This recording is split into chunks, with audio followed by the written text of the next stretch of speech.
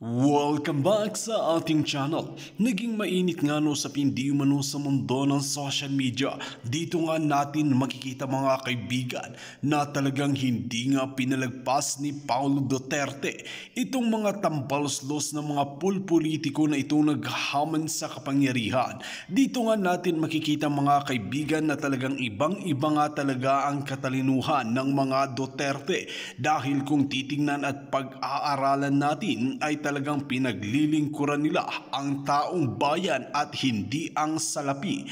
Dito nga natin makikita mga kaibigan na kahit anong paninira ang ginagawa ni Kuting ng Norte at ni Tambaloslos sa mga Duterte, lalong-lalo na kay VP Sara Duterte at kay Tatay Digong, ay hindi pa rin tinag ang mga tiwala ng taong bayan dahil nasubok na ang kanilang kakayahan, nasubok na rin ang kanilang pamumuno sa bansang Pilipinas, lalong-lalo na ang pinakita ni Tatay Digong sa ating bansa noon na 6 na taon ay halos malaki ang pinagbago ng bansang Pilipinas.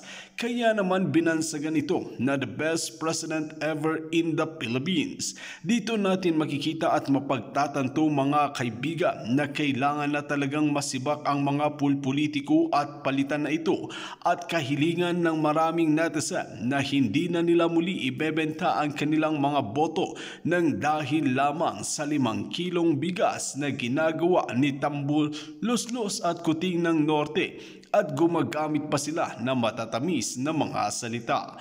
Well mga kaibigan, para nga sa karagdagang impormasyon, panoorin nga natin ang buong video. At kung bago ka pa lamang sa akin channel, huwag kalimutan i-click ang subscribe button at notification bell para lagi kang updated sa ating mga bagong video. At para sa sulit viewers natin dyan, maraming salamat sa walang sawang pagsuporta. Po yan mga kaibigan, 3 hours ago.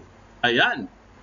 Ang nakalagay po sa balita, ayon po sa Philippine Star Global, COMELEC holds People's Initiative proceedings. Good news! Naku, palakpakan naman guys, palakpakan. Alam mo, natutuwa po ako mga kaibigan kasi isa lang ibig sabihin dyan, natakot po sila kagabi. Natakot po sila sa prayer rally Davao kagabi. Kasi po sa mga sinasabi po ng ating mahal na Tatay Digong. Kasi tinakot talaga sila eh. Kumbaga may babala talaga si Digong sa kanila. Ipapasarado ko kayo, kukulong ko kayo. 'Di ba? Natakot po sila mga kaibigan. Ang sa akin lang naman guys, kaya po ako natutuwa, at least nakikinig po sila mga kaibigan. 'Di ba? At least nakikinig pa rin sila kay Tatay Digong. Okay, ano ba yung COMELEC proceedings, Pudinet? Unang-una guys, kung natatandaan nyo, ito ibalikan lang natin. Ang sabi po ni, kasi parang deja vu to guys eh. Sinabi na kasi nila yan eh, pero iba naman yun. Yun naman yung itigil ang signature campaign, yung mga ayuda na nagbibigay ng 100. Di ba? May nagsabi niyan. Sino nagsabi nun? Si Senator Zubiri? Oh, nalala niyo yun. Ang sabi niya, tigil na daw ang signature campaign. Wala na daw. Pero bigla na nating nalalaman na tuloy-tuloy pa rin pala yung campaign mga kaibigan, yung pagpapirma, no? Yung pirma, yung nagbabayad ng 100 tapos may mga ayuda, tuloy-tuloy pa rin pala sila. Kaya po nagulat tayo guys, bakit itong si Salceda mga kaibigan? 'Di ba? Nagulat tayo lahat, 'di ba? Sabi ni Salceda guys, ang People's Initiative daw signature, umabot daw doon sa 12% threshold mga kaibigan. Kaya po nakakagulat. Sabi ko, paano umabot ng 12% threshold, akala ko ba tigil na yung signature campaign na yan, sabi ni Zubiri. Yun naman pala mga kaibigan, binudol pala tayo. 'Di ba? Kaya po tayo nagalit. Kaya po nagwala patay itong sila sa Davao, nagwala din. Kasi nahuli po itong si Migaon, itong sila Nognog, na tuloy-tuloy pa rin yung pagbabayad nila. Yung 20 million na sinasabi po na pinamigay, tuloy-tuloy pa rin pa kaibigan. Kaya, biglang sinabi ni Salceda na umabot na pala sa 12% threshold. Kasi guys, may quota kasi yan eh. Pag umabot po sa 12%, ibabalidate na po ng COMELEC yan. Tatanggapin na po o i-consider na po ng COMELEC. Ibig sabihin guys, validation na kung totoo ba talaga ang mga pirma. Siyempre, sasabihin nila totoo kahit hindi naman. Di ba? Babayaran na yung COMELEC dyan. After ng validation, confirmation, boom! Yun. Tuloy po ang plebisito ng People's Initiative or yung Chacha. Ganun po yan, guys. Kaya po, nagulat ako kanina 4 hours ago, bigla po nilang sinuspend. So wala na pong proceedings. Wala na pong bilangan, wala na. So hindi na po matutuloy ang Chacha, mga kaibigan. Pero mag-ingat pa rin tayo dahil sabi ko nga sa inyo, deja vu. Kasi naulit na to, guys. Sinabi nila na wala ng People's Initiative signature campaign, pero meron pa pala. Ngayon, ito naman. Suspended na daw, sabi ng COMELEC. Ayun o, galing po ng Philstar Global yan. O, basahin natin ha, para sigurado tayo.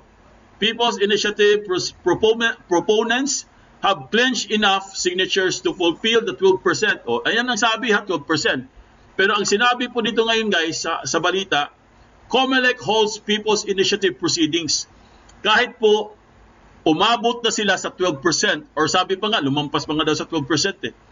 Ngayon mga kaibigan, ang sabi dito sa balita, the Commission on Elections or COMELEC announced Monday the suspension of all proceedings related to People's Initiative amend the 87 Constitution. The full body had received signature forms from municipalities and cities across country for the People's Initiative, a mechanism that empowers Filipinos to directly propose amendments to the Constitution without requiring a congressional action.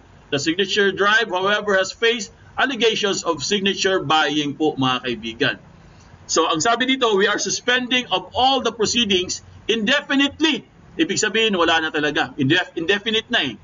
Until we are able to review, enhance, and add something to our existing rules. Garcia said, wala na yan. Sana ha. Siyempre, pag binayaran na naman yan, tuloy-tuloy na naman yan. Pero at least, ito po yung signal, guys, na natatakot po sila sa mga Duterte. Natakot po sila kagabi dahil po sa mga pronouncement ng ating mahal na Tatay Digong. Kasi mabigat yung mga pronouncement ni Tatay Digong. Di ba? Yung kamera na yan, isasarado ko yan. Di ba? Para mga ganun yung style niya eh. Dapat ikulong kayong lahat. Di ba? Sinabi niya yun kagabi. So, napakalakas po talaga pag si Tatay Digong na po ang nagsalita, guys. Sobrang lakas po. Lahat nakikinig. Lahat natatakot, no? Yan kasi ang kailangan natin, guys, sa leader. Leadership. I mean, hindi naman yung takot na yung nanginginig ka na parang ayaw mo nang lumabas. Hindi po. Takot lang po yung mga gumagawa ng kabalastugan. Pero sabi niya din Duterte, guys, pag hindi ka naman gumagawa ng masama, bakit ka naman matatakot? Kung wala ka namang kasalanan. If you're a law-abiding citizen, wala po kayong dapat ikabahala at ikinatakot. Dahil dapat ang natatakot lang yung mga gumagawa ng korupsyon, pagnanakaw, kung ano-ano pang ginagawa sa ating gobyerno. Yan lang po, guys. Pero papasalamat pa rin tayo, mga kaibigan, dahil good news po ito. Wala na pong Chacha. Ayan! Mamaya-maya, meron na naman yan. minsan parang may phobia na ako eh. Sasabihin natin wala na, tapos maya-maya meron na naman. Kumbaga parang aantayin lang nilang tumahimik eh, no? Pag tumahimik na, mga kaibigan, ibabalik na naman nila. Ganon sila eh. Ganon po ang style ng mga yan, lalo na si Kuting na yan. Lalo na ito si Tambaluslos. Talagang traitor po pag tumira yan, guys. Kunwari magtatawa-tawa lang yan, maya-maya patalikod na palang tinitira. Ganun po ang style nila, guys eh. Ayaw nilang lumaban ng parehas.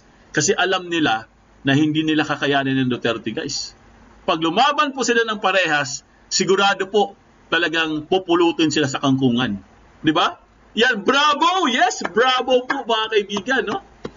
Siyempre, pasalamatan po natin ang itong si Garcia.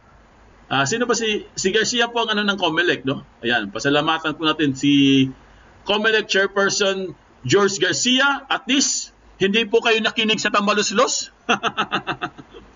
At natakot kayo kay Duterte. Bigla po yung sinuspend.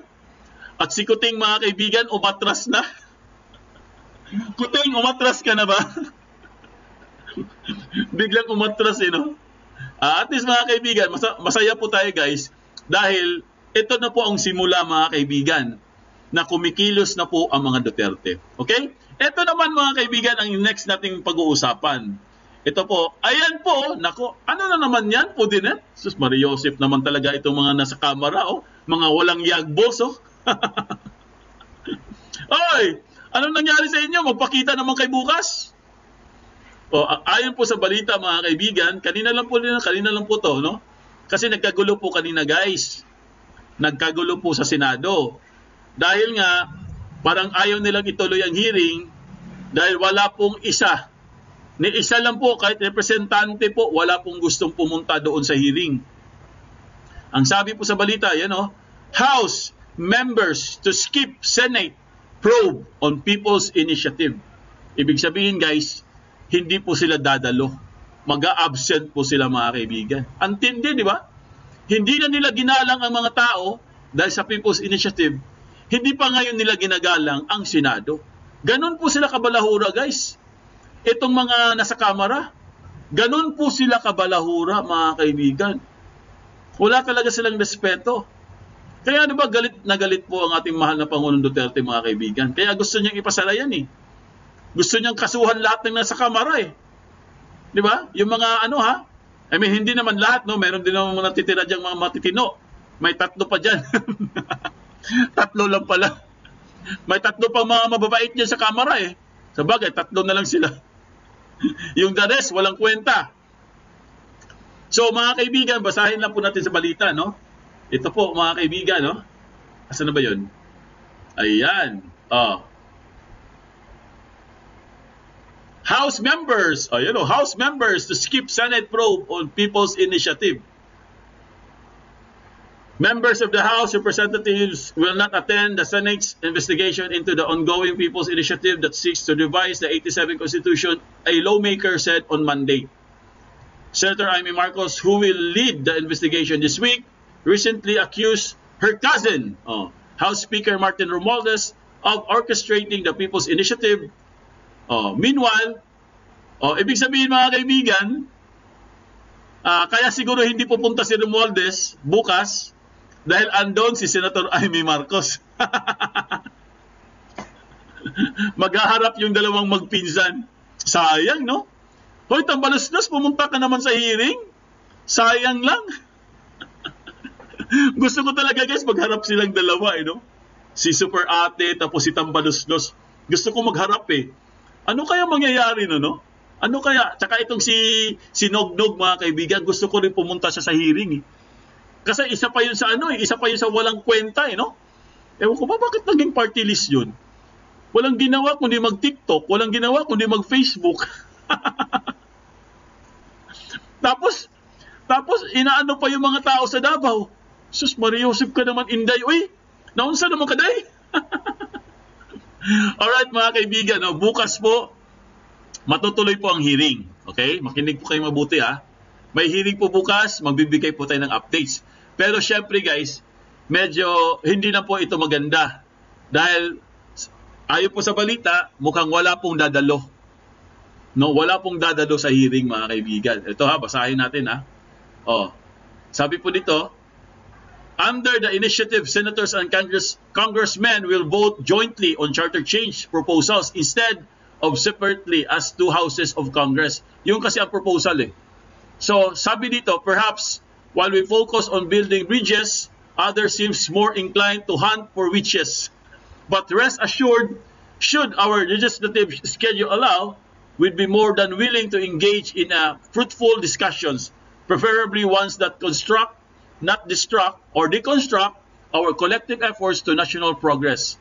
Sabi po yan mga kaibigan. So ibig sabihin guys, medyo dismayado po ang Senate dahil ayaw pong humarap ang Kongreso or mga congressmen.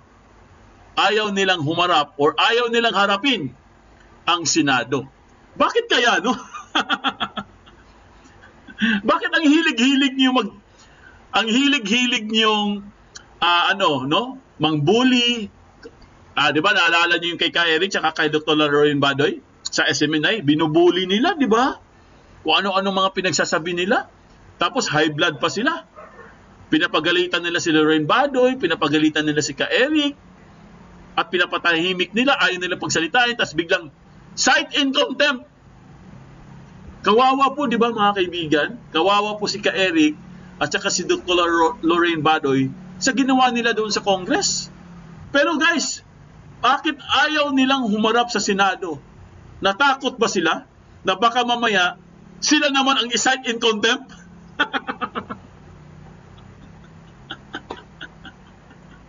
Ay, nako. Malamang sa malamang mga kaibigan, takot po sila ma-cite in contempt. Kasi sigurado ako dyan, no? Sigurado ako dyan. Iinit pang ulo dyan. Magkakainitan ng ulo yan, eh. Lalo na yan si Migmigs, di ba? Isa pa yan, eh. Matigas din ang ulo nun, di ba? At mayabang. Pero tingnan natin, guys, no? Sana lang talaga. Sana po dumalo sila. Kung hindi, dapat ang gawin dyan, isabpina sila. No? Isabpina. Isabpina. Tapos, pag hindi sila pumunta, i-warrant of arrest. Di ba? Oh, Michael Exelio, tama, pareho tayo. Di ba? Para sa akin lang mga kaibigan, isabpina yan. Oh, kung ayaw talaga nilang pumunta doon, okay, tanungin sila, bakit ayaw nyo pumunta? Meron ba kayong tinatago? O kung wala kayong tinatago, magpakita kayo. Magharap-harapan tayo dito sa Senado. Pero pag hindi sila pumunta, isabpina yung mga yan. Tapos warrant of arrest. Gusto ko talaga mangyari yon. Alam niyo mga kaibigan, baliktad ang mundo, no? Bilog ang mundo pala. Bilog ang mundo. Di ba sabi ko sa inyo guys, at palagi kong sinasabi sa inyo, mag-antay lang po tayo mga kaibigan. May karma din, no? Karma is real. Bilog ang mundo. O, tinan nyo. Ngayon sila naman ang pinapatawag sa Senado. Itong kamara. Di ba? Sila naman ngayon. Dati, pinipilit nila si Ka-Eric, pinipilit nila si Dr. Lorraine Badoy, pinipilit nila si Pastor. Si Pastor, ha? Pinipilit nila, di ba? Pati SMNI, pinipilit nila. Pero ngayon, bakit ayaw nilang sundin o ayaw nilang magpakita sa Senado? Kayo din pala eh. Ang hilig-hilig yung mangbuli, ang hilig-hilig yung magsabi na, oy, mga duwag kayo. Kayo din pala, wala din pala kayo mga yagballs. Di ba? Oo, sabpina lang po ang pinakasagot dyan. Karma is real. Yes, palakpakan natin guys, karma is real. Ay, nako.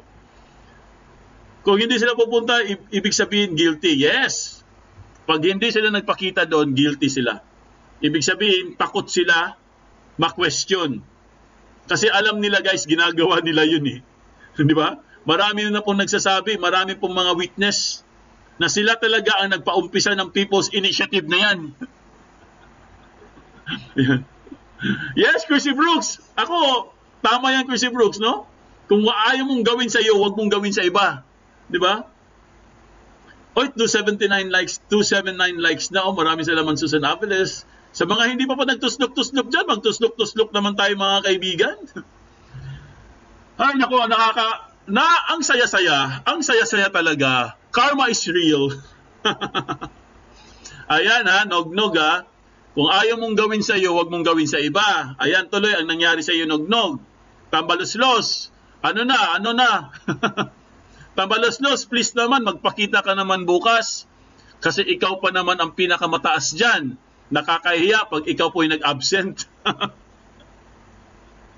Oh, ibig sabihin mga kaibigan, pag hindi po sila sumipot bukas, dapat wag na natin galangin ang Congress. 'Di ba? Wag na natin galangin ang Congress. Kasi nga ayaw nilang magbigay ng respeto sa Senado eh. Oh, di sila din. Wag na din silang galangin dahil wala silang respeto. 'Di ba? I mean, wag naman lahat, no? Meron namang respeto diyan. Pero guys, bukas po ang pinaka-importante sana na araw para magkaalaman na po patungkol po diyan sa People's Initiative. Dahil klaro po, mas klaro pa sa sikat ng araw na itong si Tambaluslos.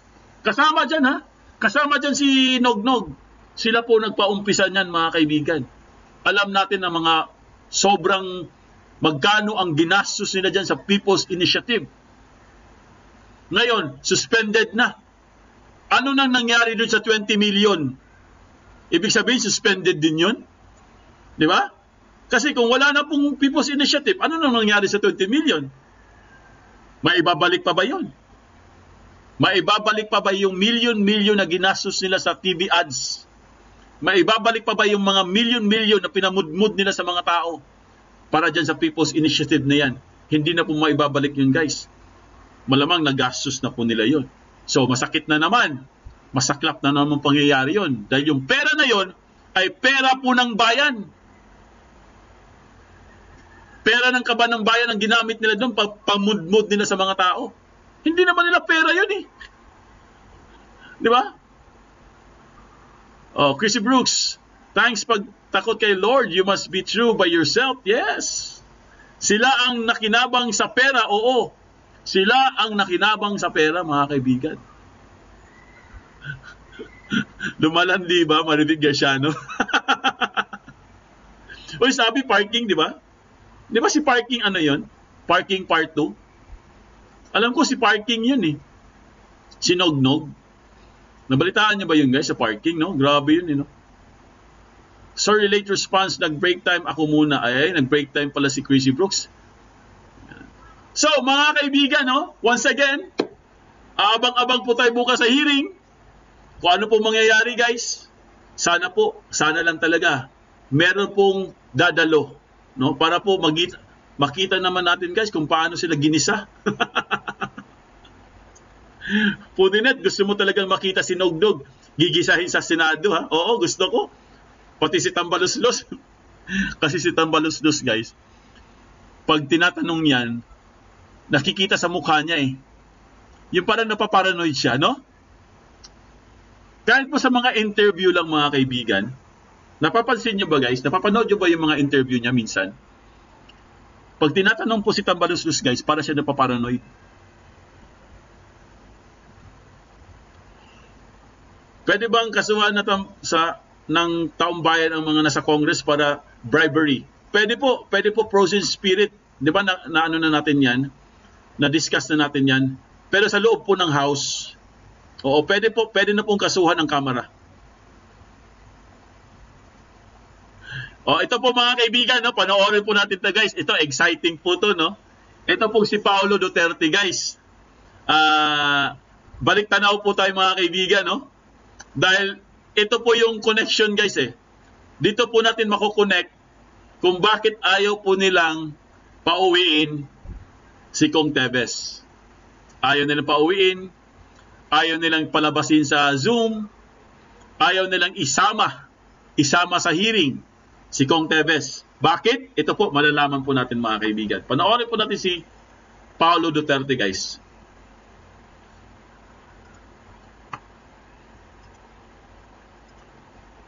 Tulo ka speak.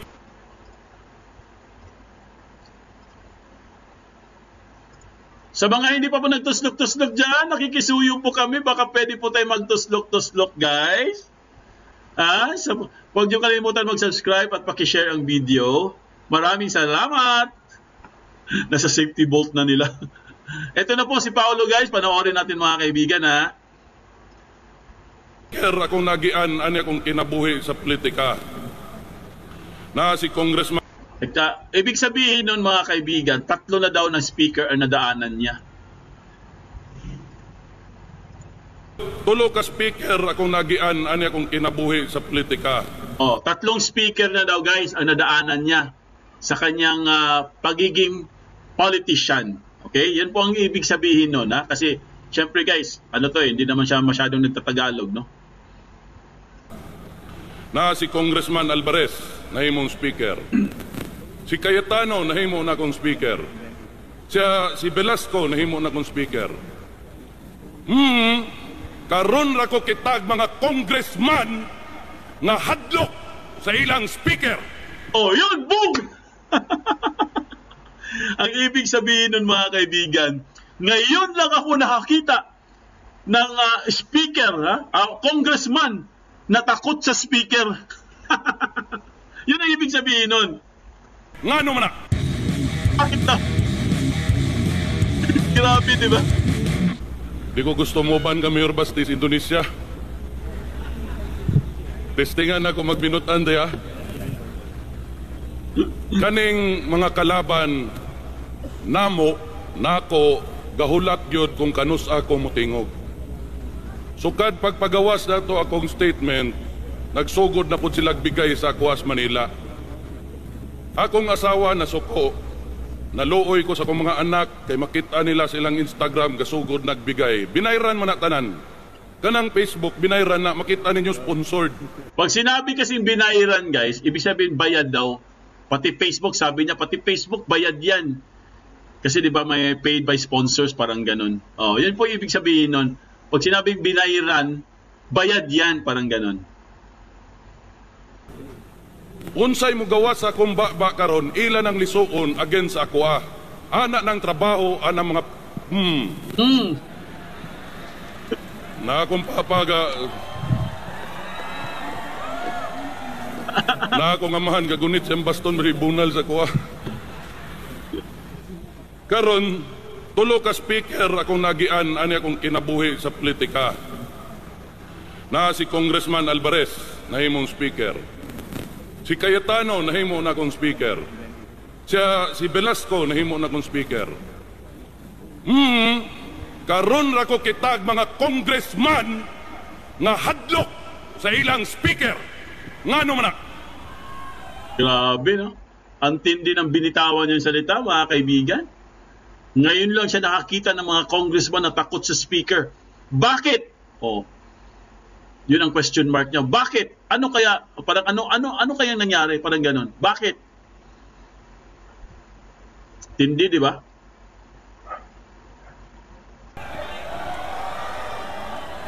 Hello, Ayo! Heart attack tanim. Suzuki Mix Vlog, kumusta ka na dyan? Go, Duterte Yans. All right? Ma-heart attack tani. Naglain, nagtinanawan akong mahan sa kuha. Nganong mahadlok man? Duhara man na. Oh, bakit daw matakot? Dalawa lang yan. Ibig sabihin, bakit sila matatakot?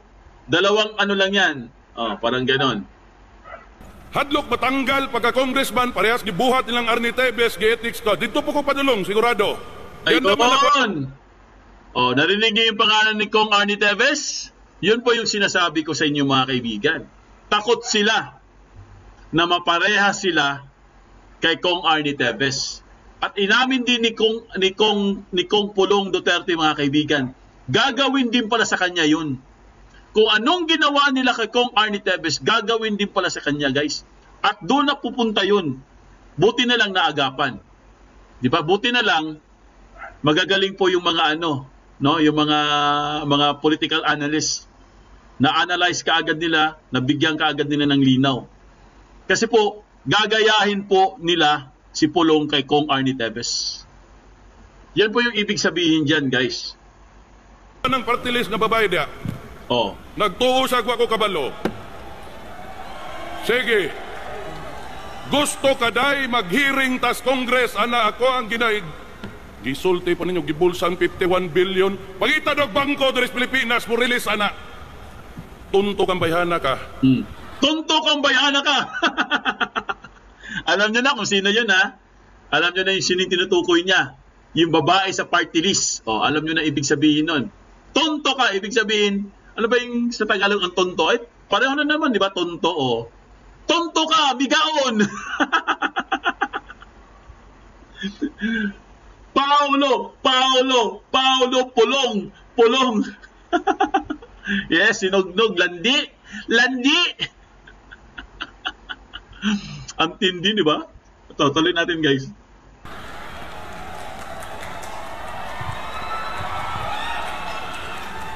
$51 billion. Kadungog mo itong iro nga akong gidimanda, antong karon padayon man namong kaso. Di na ko isulti ang pangalan, kay musikat siya. Karon nagputak na pod, nisulti, nga kada tao daw dapat sa akong distrito nanay balay tungod atong 51 billion. Tonto! Tagpila nga balay akong buhaton, tag-isagatos. Kabugo ni mo. P.O. ibig sabihin. Huwag nga na ko. Kanibali na po ni tanan sa kuha ugma, sigurado ni. So, Arnie Tevez silang itanggal. Paspas kayo. Ngapil og Zoom, di nila papilon. Kay kinahanglan present. Sadlok ang tao patyon. Nganong imo mga hadlokon? Kaning mga kauban akong congressman. Sorry, Congressman Beans, Congressman Ungab. Nakademo diha, Congressman Alvarez. Awa man sila nahadlok. Ambots, Congressman Beans. Mamanta nahadlok, no? Basti ganiya. Nisulti. Kung masugatan kaniya, Speaker, tamparuson kaniya. Nako. Mutanaw lang ko ti. Kay pagtindog balik, ako'y sumbag. Anong na? Oh, alam niyo na ibig sabihin nun, di ba? Oh, sumbag, ibig sabihin, sasapakin daw niya mga kaibigan si Speaker. Si Basti naman, siya yung tindi mga kaibigan. Ibang klase ito.